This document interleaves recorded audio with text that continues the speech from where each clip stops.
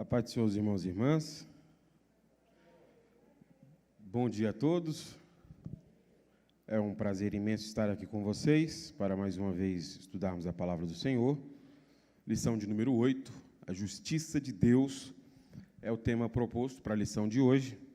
E eu queria refletir com você algumas questões relacionadas à justiça. Antes, deixa eu pensar uma coisa com você. Você já tentou entrar na internet e pesquisar justiça de Deus? Ou imagens, ou vídeos? Você já fez isso alguma vez? Eu tive curiosidade de fazer e pode passar para o próximo. A maioria das imagens e vídeos que são trazidos como resultados para essa pesquisa sobre a justiça de Deus são coisas relacionadas a isso aí. Com Deus não se brinca. Brincou com Deus, a casa caiu. E muita coisa, muitas histórias, muito fatalismo, muito juízo, muita morte. Eu fiquei admirado de ver que não são poucos os resultados com esse tipo de conotação. Muita coisa mesmo que aparece a esse tipo de pesquisa. Por isso, eu concluí que, de forma geral, é mais ou menos isso que as pessoas pensam sobre justiça de Deus. Pode passar para o próximo, por favor. Com base nessas impressões da internet, eu percebo que, primeiro, as pessoas pensam que a justiça de Deus tem a ver com seu juízo. Então, essa é a primeira constatação que eu cheguei. Segundo, por causa disso, todos aqueles que se levantam contra o Senhor colherão pelos seus atos. Em terceiro lugar, a justiça de Deus é vista em sua vingança contra a afronta pessoal. E se você colocar lá com Deus não se brinca, você vai ver centenas de vídeos que tentam passar essa mensagem e mostrar pessoas que colheram uma vingança de Deus, porque disseram coisas sobre o Senhor, ou escreveram, ou pensaram e colheram essa vingança de Deus, a sua justiça sobre a sua impunidade. Ou seja, quando Deus traz juízo, Ele está fazendo justiça. Aqui se faz, aqui se paga. Então, se você for lá na internet, é essa a ideia geral que as pessoas têm sobre justiça de Deus. Mas quais são as implicações práticas de pensar assim? O que isso significa para nós de forma prática, pensar que a justiça de Deus tem a ver com o seu juízo? Na lição de número 2, vocês estudaram sobre os atributos de Deus. O que significa os atributos de Deus? Significa que Ele nos fez a sua imagem, a sua semelhança. Ou seja, algumas características do Senhor nós possuímos.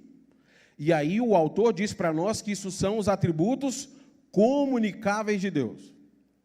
As características que Deus possui e compartilhou com a gente são seus atributos comunicáveis. Mas existem características que só Deus possui e Ele não compartilhou com a gente. Então, no final das contas, quando nós estamos falando sobre os atributos de Deus, em alguma medida, nós estamos falando sobre nós mesmos. Porque Deus é amor, mas compartilhou o amor. Deus é inteligência, mas compartilhou com a gente inteligência. Atributos Ele não compartilhou, Ele é todo-poderoso e nós não somos. Mas quando nós falamos de justiça, esse é um atributo compartilhável. Quer dizer que essa noção que nós temos na internet sobre justiça de Deus deve se refletir em nossas atitudes. Ou seja, quando alguém me ofende, quando alguém fala mal de mim, como é que eu devo agir? Como Deus, eu devo fazer justiça semelhante ao Senhor. Eu devo agir de maneira igual. Pode passar o próximo, por favor. Nessa forma de pensar, seria muito correto. Josué, pode passar. Seria muito correto alguém dizer assim: comigo ninguém brinca. Eu sou igual a Deus. Se mexeu ou falou comigo, a justiça vai comer. Mas perceba que essa noção, ela é construída a partir da compreensão do que é justiça de Deus. A partir da internet. Então nós temos que ser justos como Deus. Então, se quem mexeu com Deus experimentou o juízo, Quem mexe comigo vai experimentar o quê? Juízo de forma semelhante. Porque assim como não se brinca com Deus, também não se deve brincar comigo. Mas está correto isso? Será que justiça de Deus é exatamente isso? Será que é assim que nós somos justos? Se eu agisse assim, eu estaria agindo de forma coerente com a justiça de Deus? Porque Ele é justo e chama o seu povo a ser justo. Jesus disse o seguinte, no Evangelho de Mateus, capítulo 5, versículo 38, 39, até o 44. Observe as palavras de Jesus. Vocês ouviram o que foi dito? Olho por olho, dente por dente? Eu, porém, lhes digo que não se oponham ao perverso. Se alguém lhe der um tapa na face direita, ofereça também a outra. Se você for processado no tribunal e lhe tomarem a roupa do corpo, deixem que levem a capa. Se alguém o forçar a caminhar 1 milha com ele, caminhe 2. Dê a quem pedir e não volte as costas a quem quiser tomar emprestado de você. Vocês ouviram o que foi dito? Ame o seu próximo e odeie o seu inimigo? Eu, porém, lhes digo, amem os seus inimigos e orem por quem os persegue. Você viu que a noção de justiça construída na internet não tem respaldo nenhum? À luz da Bíblia, isso que as pessoas chamam ser justiça não é justiça. Porque se fosse justiça, seria coerente nós agirmos como as pessoas dizem que Deus age. Falou mal de mim, vai experimentar a minha ira. Mas o que Deus está dizendo é, se alguém bater a sua face direita, vire à esquerda. E esse texto aqui, ele é muito desagradável para muita gente, sabe por quê? Porque a nossa noção de justiça é muito equivocada. A nossa noção de justiça é essa do olho por olho e dente por dente. Mas a noção bíblica não é essa. Há um grande equívoco relacionado ao que significa justiça de Deus.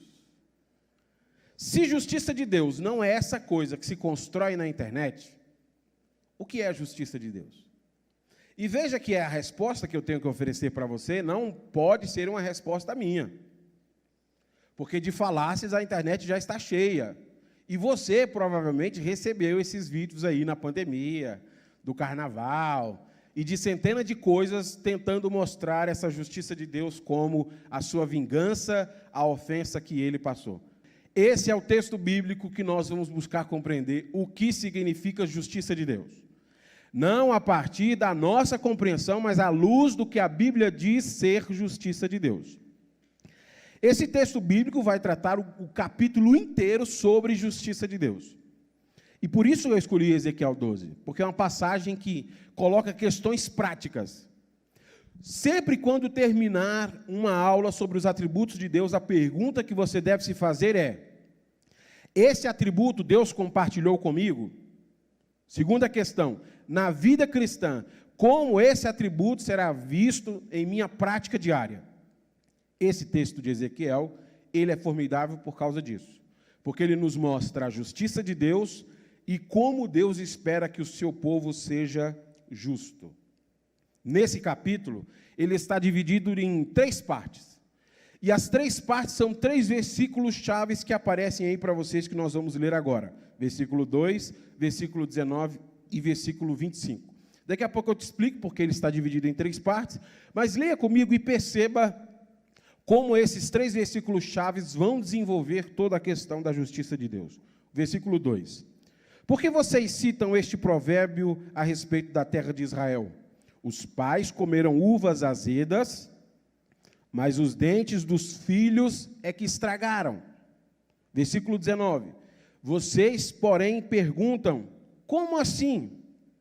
O filho não paga pelo pecado dos pais? Não. Pois se o filho fizer o que é justo e certo e guardar meus decretos, ele certamente viverá. E o terceiro versículo-chave, versículo 25, vocês, porém, dizem, o Senhor não é justo. Ouça, ó povo de Israel, Quem é injusto, eu ou vocês? Então, o que a gente percebe nessa primeira leitura desses 3 versículos chaves? Que aqui a grande disputa está em torno da questão da justiça de Deus. Será que Deus é justo?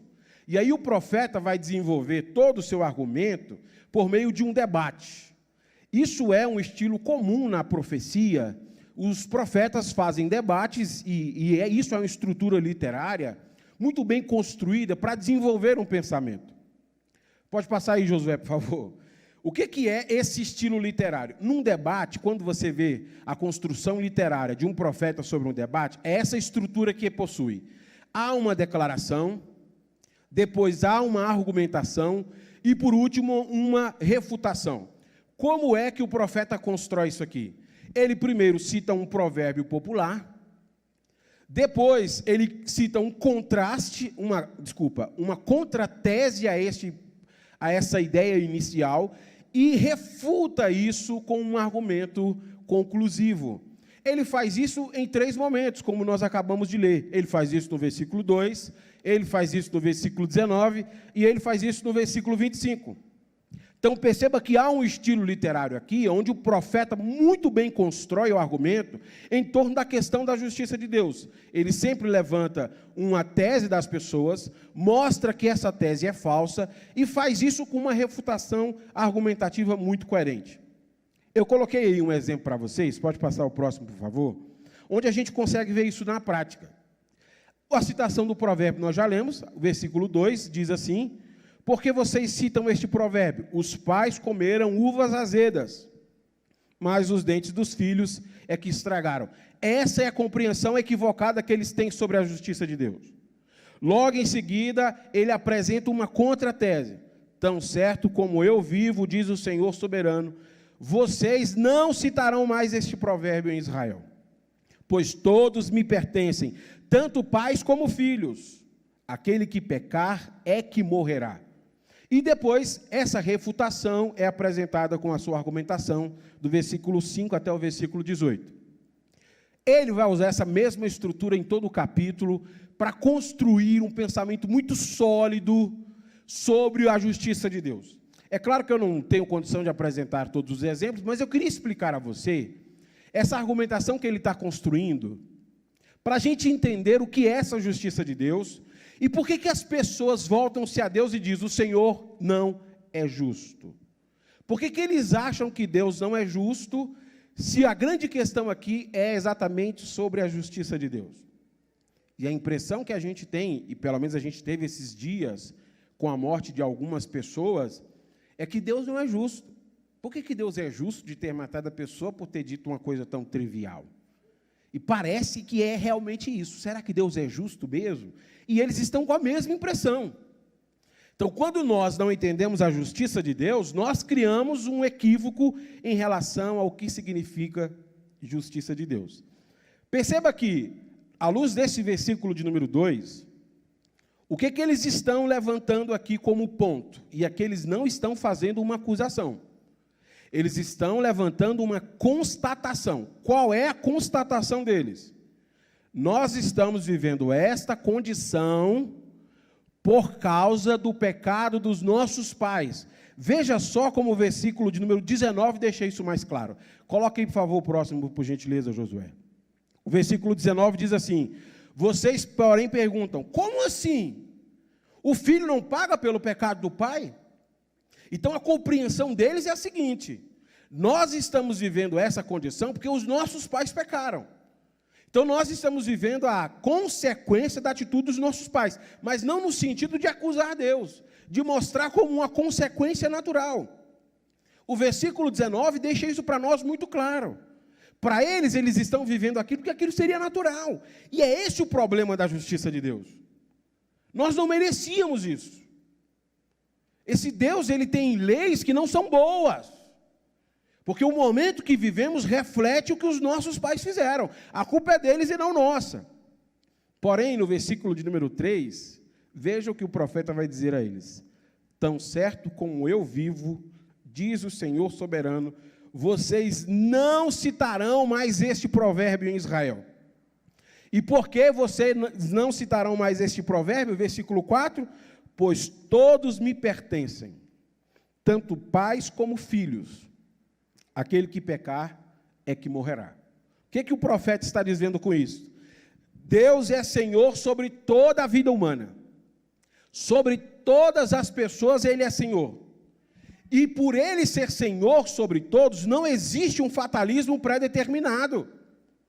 Ele é Senhor sobre todos e Ele não estabeleceu um fatalismo pré-determinado para as pessoas. Todos vocês me pertencem. E vocês não estão colhendo consequência do erro dos seus pais. Eu sou o Senhor sobre todos e essa lei eu não estabeleci. Não repitam mais isso. A lei que vale é essa. Vocês vão colher as consequências dos seus próprios atos. Com essas palavras, ele está substituindo a ideia que existe naquela tradição de uma culpa coletiva. Qual que é a ideia da culpa coletiva? Se alguém fizer, todo mundo paga, inclusive as gerações futuras.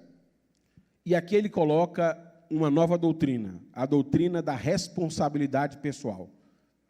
Você é responsável pelo que está colhendo. Eu lembro de uma ilustração do pastor Oswaldo Silva, maravilhosa. Deixa eu compartilhar ela com vocês para ilustrar isso. O pastor Oswaldo Silva conta essa história de um pai que viajou com seus filhos para o campo para conhecer uma fazenda, e as crianças estavam muito ansiosas em chegar lá. As crianças chegaram lá na fazenda, e aí o menino saiu correndo para conhecer ali o local, e ele se deparou de um riacho, e do outro lado do riacho tinha uma mata fechada. E a criança ficou olhando aquela mata fechada e imaginando, será que tem bicho lá dentro? Aí a criança colocou a mão e gritou, tem bichão aí? E ela ouviu lá do outro lado, tem bichão aí? E ela falou, ixi, tem bicho. Bichão! E ela ouviu lá do outro lado, bichão! E a criança saiu correndo. Falou, pai, vamos embora, porque tem bicho aqui na chácara do vô. E o pai ficou ali aflito com aquilo tudo e pediu para o filho mostrar onde estava o bicho. O filho, com muita relutância, foi lá mostrar para o pai. Chegou em frente à mata e disse, está ali, pai, é o bichão. O pai olhou, mas eu não estou vendo bicho nenhum, filho. Vou mostrar para o senhor. Bichão! E aí o pai ouviu junto com a criança, bichão! Naquele momento o pai disse, não, filho, isso não é bicho, isso é eco. É porque a sua voz, ela sai em ondas sonoras, bate nas árvores, e você está escutando o que você grita. Quer ver só? Papai! E o que é que ele ouviu como retorno? Papai! É isso que Deus está dizendo. Existe uma responsabilidade pessoal pelas suas atitudes. Você vai colher aquilo que você fizer. Não se diga mais, nós estamos colhendo pelos erros dos nossos pais. Esse tipo de pensamento não deve ser mais reproduzido entre vocês. Esse dogma da responsabilidade transgeracional deve ser abandonado. Eu não sou responsável ou estou colhendo consequências dos erros dos meus pais. E aí o profeta vai provar essa tese, descrevendo 3 situações hipotéticas. Pode passar, Josué, por favor. Ele coloca 3 situações, exemplo para nós, que estão do versículo 5 até o versículo 18. É claro que eu não vou ler todas as 3 situações, mas eu queria ler aí os versículos chaves, onde ele começa contando essas situações hipotéticas. A primeira está no versículo 5. Suponhamos que um homem seja justo e faça o que é correto e direito. Primeira situação hipotética. Um homem justo faz o que é correto e direito. E aí ele descreve o que ele faz. Segunda situação hipotética, versículo 10. Suponhamos, porém, que este homem tenha um filho ladrão ou assassino, que se recusa a fazer o que é certo. Segunda situação hipotética, o filho não é justo como o pai. Ele é uma pessoa perversa. Terceira situação hipotética. Suponhamos, porém, que esse filho pecador é a terceira geração. Por sua vez, tem um filho que vê a perversidade do pai e decide não viver deste modo. Ele não morrerá por causa dos pecados de seu pai, certamente viverá. O pai, no entanto, morrerá por causa dos seus muitos pecados, por ser cruel, roubar das pessoas e fazer o que era claramente errado no meio do seu povo. Ele coloca um caso hipotético mostrando 3 gerações: um pai justo, um filho perverso e um neto justo. O pai justo colherá a sua justiça, o filho perverso colherá a sua perversidade, e o neto justo colherá a sua justiça. Nenhum afeta o outro. Essas lições são muito valiosas, eu pontuei elas aqui de 3 maneiras. Pode passar, Josué. Todas as 3 gerações são julgadas pelo mesmo padrão. Deus não usou um critério para o primeiro, nem outro critério para o segundo, nem outro para o terceiro. O mesmo critério de justiça é utilizado para os 3. Por isso ele é justo. Segundo, qualquer geração pode romper com os padrões de comportamento que caracterizaram seus pais. O pai da 2ª geração era perverso, mas o filho da 3ª geração não era. E a gente conhece isso numa teologia norte-americana que chegou no Brasil na década de 70, chamada a tal da maldição hereditária, né? Você vive as consequências das atitudes do seu pai. O que a sua mãe um dia chutou uma planta e você vai pagar caro por isso. O que a Bíblia está nos revelando é exatamente o oposto. Não existe isso. Se o meu pai foi perverso, eu tenho a opção de escolher se quero ser perverso como ele ou uma pessoa justa. Terceiro, a responsabilidade é individual pelos seus atos. Eu me lembro quando eu era adolescente, você sabe que adolescente dá muito trabalho, né? Tinha um nosso líder de adolescente, ele dizia uma coisa porque representava isso muito bem. Ele dizia assim: filho de peixe, peixinho é. Mas filho de crente, precisa se converter. Eu não sei o que ele dizia aquilo, mas o que ele queria dizer? Que não havia uma continuidade de bênçãos em relação a Cristo. Se eu quisesse viver de forma compatível a Cristo, eu deveria me converter a Ele. A maneira justa como viveu o meu avô, Benedito Amâncio de Oliveira, não reproduzia como bênção a mim, a não ser que eu decidisse viver de maneira justa. Qual a reação das pessoas ao ouvirem isso que Ezequiel está dizendo? Versículo 19, pode passar, Josué. Vocês, porém, perguntam: como assim? O filho não paga pelo pecado dos pais? E Josué responde, Ezequiel responde: não. Pois se o filho faz o que é justo e certo e guarda os meus decretos, ele certamente viverá. Aquele que pecar é que morrerá. O filho não será castigado pelos pecados do pai, e o pai não será castigado pelos pecados do filho. Os justos serão recompensados por sua justiça, e os perversos serão castigados por sua perversidade. Essa questão aqui é a questão que eles vão colocar daqui a pouco de Deus ser injusto. Por que eles pensam que Deus é injusto? Porque nós não tivemos opção de escolher. Nós estamos vivendo um sofrimento que foi os nossos pais que escolheram. Estamos sofrendo porque eles foram irresponsáveis. Então Deus não é justo, porque Ele estabeleceu leis que não são boas. Eu não tenho opção de escolher. E aí Deus está exatamente mostrando o oposto. Isso que vocês pensam é uma grande mentira. Vocês estão colhendo as suas próprias perversidades. Vocês estão colhendo a consequência do seu modo de vida. A maldade da pessoa será acreditada apenas na sua conta. O que você faz é acreditado apenas a você. Não existe essa condição fatalista que vocês estão imaginando. Então não duvidem da justiça de Deus, pensando que Ele não é justo, porque vocês estão vivendo dias difíceis. Vocês estão vivendo dias difíceis por colher consequências dos seus próprios atos. Veja como ele continua desenvolvendo essa ideia, e eu acho que esse é o ponto central para a gente partir para a aplicação. Pode passar, por favor, versículo 21 ao 23.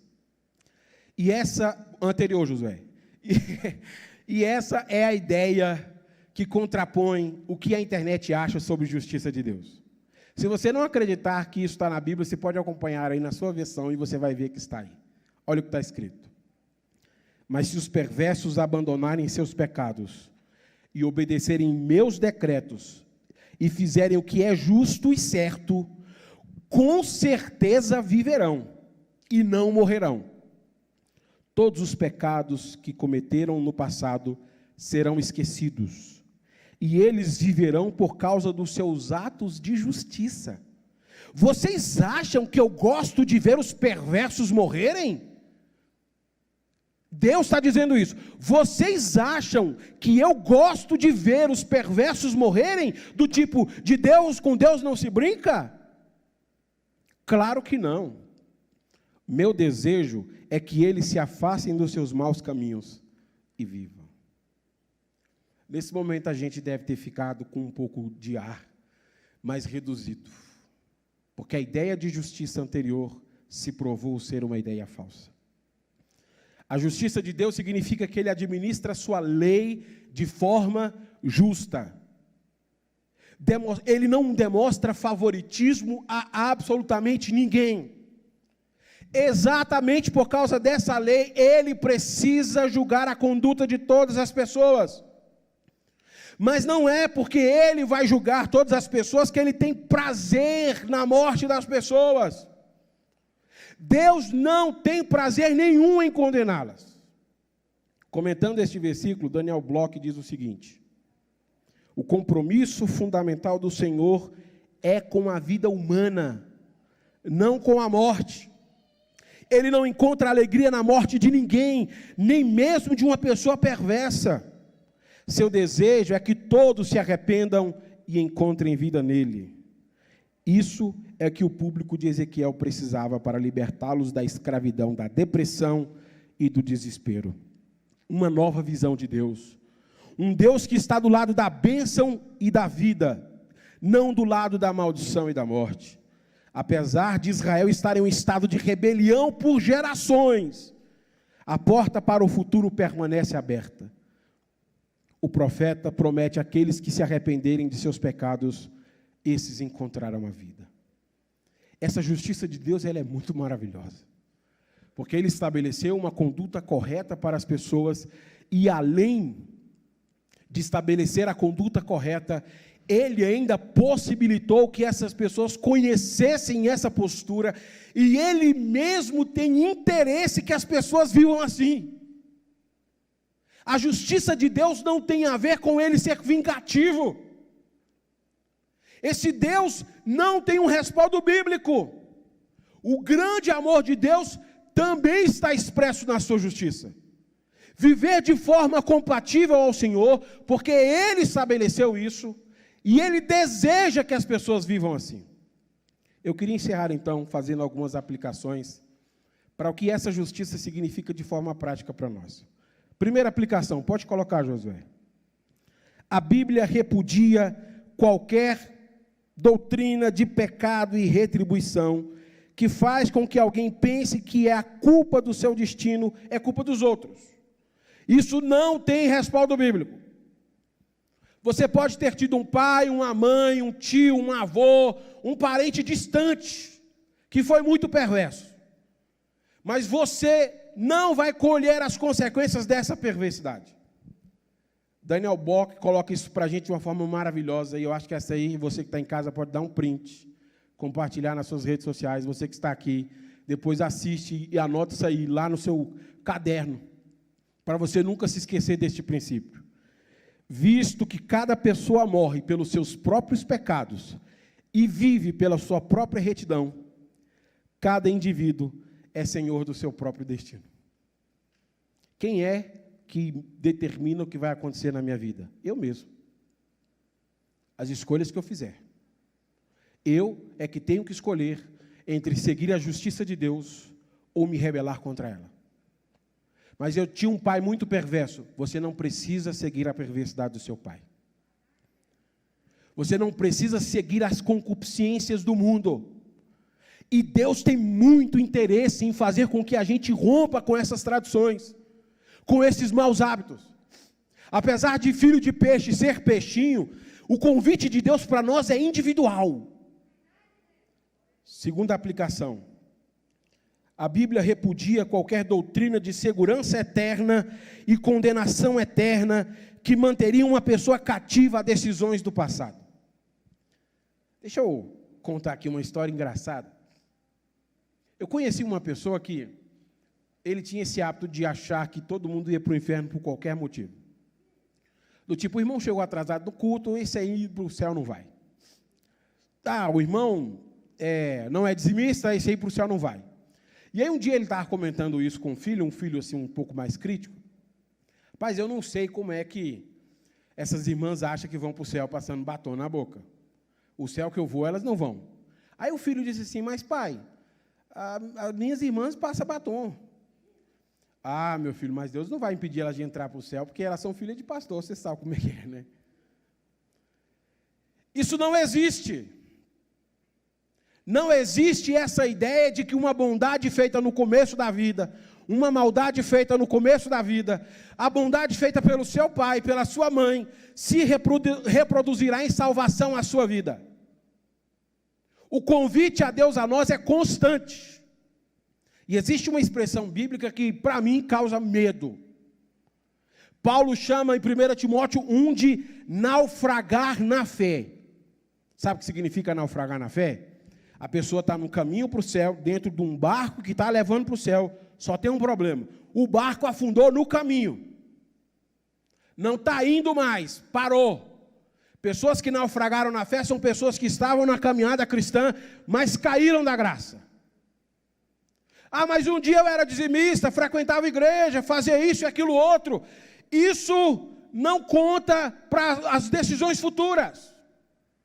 O que Deus está chamando de justiça tem a ver com uma atitude constante. Uma atitude constante que Ele exige do seu povo. Eu tenho que me conformar a essa realidade. O apelo bíblico para qualquer pessoa perversa é arrependa-se. Arrependa-se e viva no caminho da justiça divina. Você deve escolher viver assim. E não ache que aquilo que você fez no passado está registrado e abona todos os seus erros do futuro, porque não abona. Terceira aplicação. A Bíblia repudia qualquer doutrina que considere Deus inclinado, principalmente para o julgamento e a morte. Essa história de que com Deus não se brinca é uma incompreensão muito equivocada do que é a justiça de Deus. Deus não está lá no céu pedindo para alguém estourar pipoca para ele assistir à morte do perverso. Sabe onde é que Deus está? Enviando o seu filho para morrer por amor de gente má, para que essas pessoas encontrem o caminho da justiça. Deus não tem prazer nenhum que os perversos morram ou encontrem o seu juízo. Muito pelo contrário, no Evangelho é que nós percebemos como a justiça de Deus ela é maravilhosa. Porque eu poderia chegar para Deus um dia e usar isso como argumento. Senhor, eu até queria seguir no caminho da justiça, mas eu não tinha forças para seguir. Eu não tinha condições ou habilidades. E aqueles cravos na mão de Jesus vão refutar todo o meu argumento. Foi exatamente por isso que eu mandei o meu filho. Porque aquilo que vocês não conseguiam fazer, Ele fez por vocês na cruz do Calvário. A grande salvação do Senhor é uma demonstração de que Deus tem um caminho de retidão. E Ele quer que todos caminhem por este caminho de retidão. A salvação do Senhor é para todos. Mas eu tenho a opção de escolher se quero ou não seguir o caminho de retidão. Infelizmente, algumas pessoas não querem o caminho de retidão. Quarta aplicação.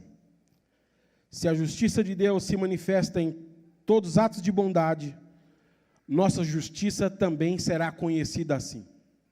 Gente, diferente daquilo que é concebido pela internet, a justiça de Deus é conhecida exatamente por Ele nos indicar este caminho de retidão. Você lembra o que disse lá no versículo 23?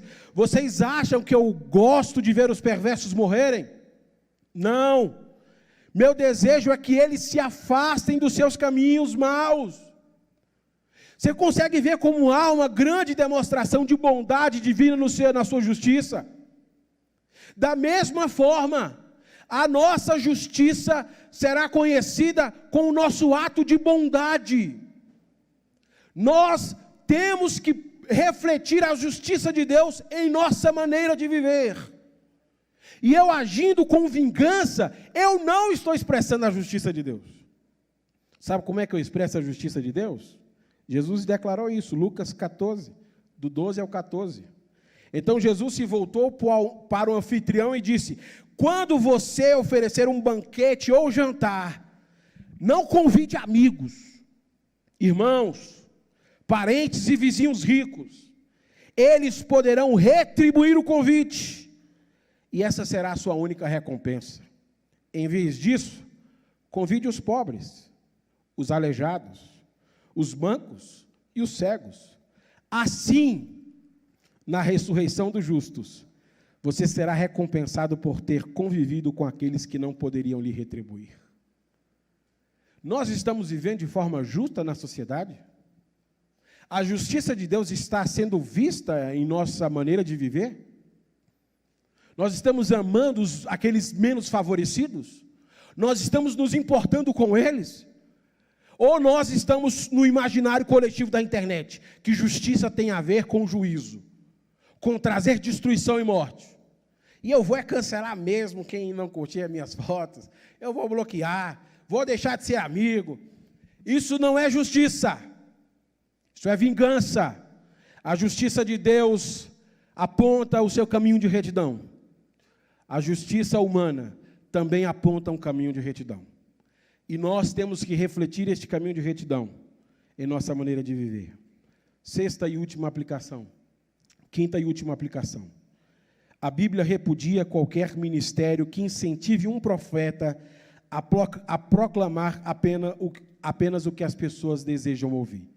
Aquelas pessoas acham que Deus é culpado pela forma como elas estão vivendo, porque Ele tem uma lei estabelecida que é injusta. A lei de que eu vou colher as consequências do que os meus pais fizeram. Mas Deus está dizendo que não. E o profeta está mostrando que ele não deve incentivar as pessoas com expressões e mensagens que favorecem uma compreensão errada. O grande equívoco nosso é porque a Bíblia tem mensagem para todas as condições de nossa alma. Mas nós preferimos aquelas que causam bem-estar nas pessoas. Deixa eu comunicar uma mensagem de sensação de bem-estar. E acabamos barateando a graça. Porque com pessoas deprimidas como eles estavam, talvez daria certo uma mensagem motivacional, né? Deus pode fazer muito mais por nós.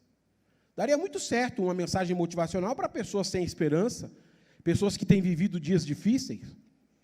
Porém, a mensagem do profeta é bem honesto. Ele não barateia a graça de Deus. Sabe por que vocês estão vivendo dias difíceis? Por causa das escolhas que vocês fizeram em suas vidas. Nós não devemos favorecer determinadas pautas em detrimento de outras. Sabe o que é que torna a graça mais maravilhosa ainda? Quando nós descobrimos que ela é para nós, pecadores. Agora, quando nós vivemos uma pauta de pessoas boas e justas, a graça não tem graça nenhuma. Todo mundo aqui é gente boa, paga suas contas em dias, gente honesta. Essas mensagens não são boas.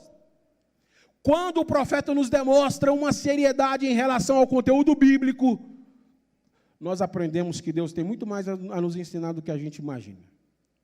Nós temos muito a aprender com as realidades divinas e muito a nos afastar dos desvios dos nossos dias.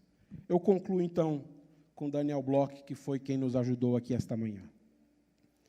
Em vez de teologizar sobre a má administração da justiça de Yahvé, eles precisam se arrepender dos seus modos rebeldes e reordenar suas vidas de acordo com a Torá. A mesma Torá que determina os princípios do julgamento divino, oferece a única esperança de fuga e aponta o caminho para o futuro. Qual a grande lição que a gente tem sobre justiça de Deus à luz de Ezequiel 18? Existem regras que foram estabelecidas por Deus e elas não podem deixar de ser levadas em consideração. Primeira delas, a pessoa morre por causa dos seus próprios pecados, não pelo pecado dos outros. Segunda dela, a retidão, a justiça de Deus é expresso por uma atitude correta, não por crenças corretas. Seguir a justiça não tem a ver com crer em justiça, tem a ver com viver de maneira justa. Terceira delas, o comportamento passado de alguém não deve e não pode definir o meu modo de vida hoje. Eu não posso decidir ser hoje quem eu sou, querendo culpar alguém. Esse vitimismo deve ser abandonado por nós agora. Eu não posso culpar absolutamente ninguém pelas minhas escolhas do presente. Isso não tem respaldo bíblico. Quarto e último, Deus está do lado da vida, ao invés da morte. Ele está apontando no caminho de retidão, porque Ele quer que todos trilhem esse caminho de retidão. A sua justiça nos aponta uma maneira de viver que agrada a Deus em tudo. E este caminho está sendo apontado para nós em Cristo Jesus. A justiça de Deus é maravilhosa. Ela está disponível a todos nós através da obra de Cristo Jesus. Deixa eu orar por você neste momento. Todos nós passamos ofensas, aflições, angústias, recebemos tapa na face e constrangimentos diversos. Mas não pense que justiça de Deus tem a ver com isso. Lembre-se que um dia foi você que ofendeu a Deus, e Ele não retribuiu a você o que você merecia. Ele retribuiu a você generosidade e misericórdia. Senhor Deus, esta manhã eu queria orar pela Tua igreja, reunida aqui, reunida no espaço virtual. Nós somos o Seu povo. E assim, Senhor, como o profeta disse, nós precisamos entender a Sua justiça. Precisamos entender que o Senhor tem um caminho de retidão e que nós devemos escolher e optar, seguir por este caminho de retidão. Por isso, Senhor, nós te pedimos que o Teu Espírito Santo atue de forma concreta em nossos corações, convencendo-nos dos nossos pecados, convencendo-nos da justiça e convencendo-nos do juízo, porque nós não queremos ser contados na congregação dos perversos. Que a Tua grande salvação nos alcance, Senhor. É assim que nós oramos e te pedimos em nome de Jesus. Amém.